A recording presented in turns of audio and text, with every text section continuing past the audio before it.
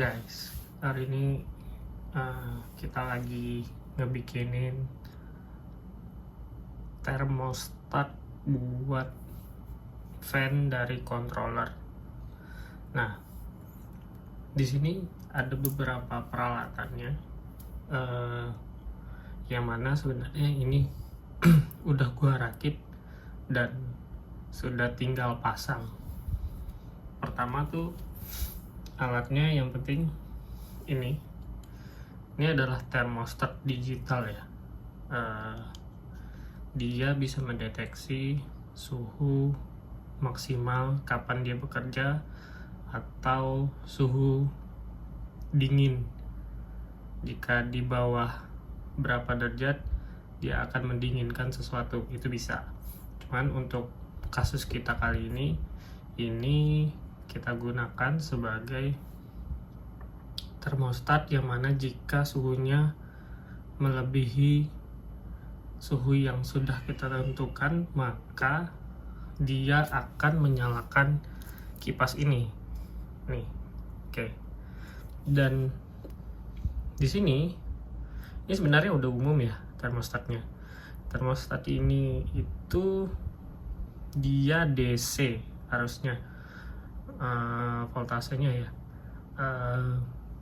yang mana artinya kalau pada sepeda motor listrik kita harus ngambil dari voltasenya step downnya itu ya, dari step downnya itu, terus kita sambungkan ke sini plus dan minusnya. Oke, yang di sebelahnya lagi apa? Ini dua ini untuk relay, untuk switch, untuk untuk menghidupkan si kipasnya ini. Jadi ketika sudah temperatur sudah yang kita tentukan tadi sudah memenuhi temperatur tersebut, maka dia akan menjadi switch untuk menghidupkan ini. Dan yang ini itu adalah alat untuk mendeteksi berapa suhu dari controllernya. Ini akan kita sambungkan ke heatsinknya, heatsink controllernya nih. Sebenarnya kabelnya pendek ya, terus gua perpanjang gitu. Nah, terus di sini perkabelannya ini sengaja gua bikinin soket, jadi ketika nanti ini mau gua taruh di jok motor ya, ketika nanti joknya gua lepas, jadi ini juga bisa dilepas gitu loh. Nah, ini yang akan nempel di controller. Ini kabel-kabel bodinya akan gua sambungin seperti itu, termasuk ini yang, nah jadi kita harus ngebikinin apa namanya, soket-soketnya ini gitu. Dan yang terakhir ini fan-nya sendiri. Fan-nya ini ternyata cukup kencang ya. Ini gue beli di sellernya yang speednya sebenarnya medium. Ternyata pas ketika gue cobain, ternyata ini kipasnya cukup kencang dan cukup berisik sebenarnya. Nah, nanti gue tes dulu apakah gue akan pakai dua kipas, apakah satu aja cukup, apakah dua kipas itu berisiknya itu mengganggu atau enggak, kayak gitu. Nah, di sini perkabel-kabelannya ya. Ini kabel merahnya panjang karena akan nyambung ke step down-nya di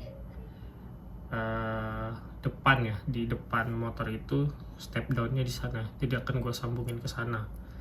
Jadi ketika kontak on, dia akan hidup.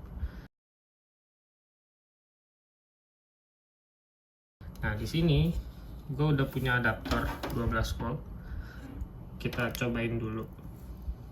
Ini kalau gue sambung, harusnya ini kita simulasiin aja ya.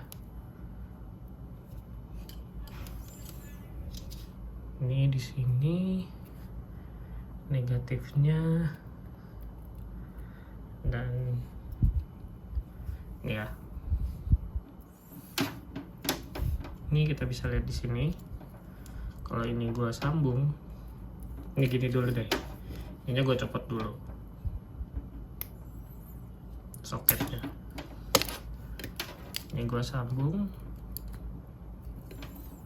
terus gua sambungin ini soketnya, tuh udah ada bibnya.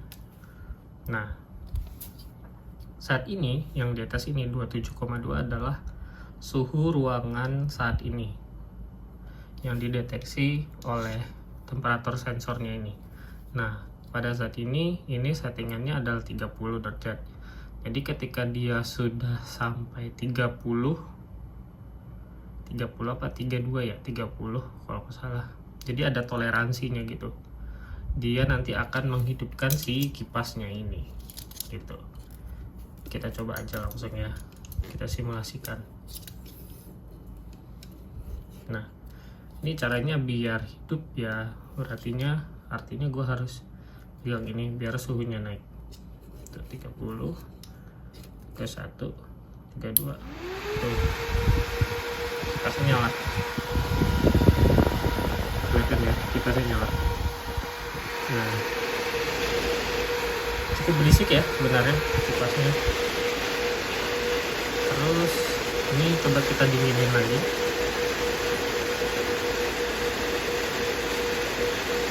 Harusnya nanti di angka 30 dia akan mati kipasnya.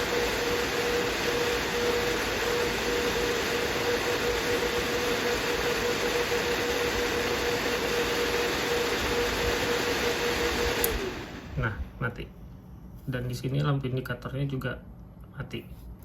Kipasnya udah mati ya. Nah, untuk lebih lengkapnya settingan ini ada di channel YouTube. Di YouTube udah banyak yang jelasin cara setting termostat ini ya.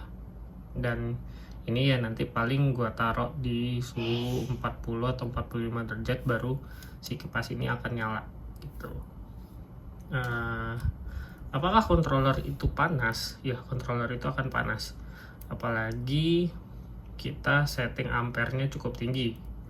Nah, gua untuk persiapan aja, jadi ketika nanti BLDC dan baterai sudah di-upgrade, artinya ampere yang akan gua keluarin itu jauh lebih besar ya. Jadi gua udah nggak mikirin controller lagi gitu. Oke, langsung aja nanti kita pasang di motor.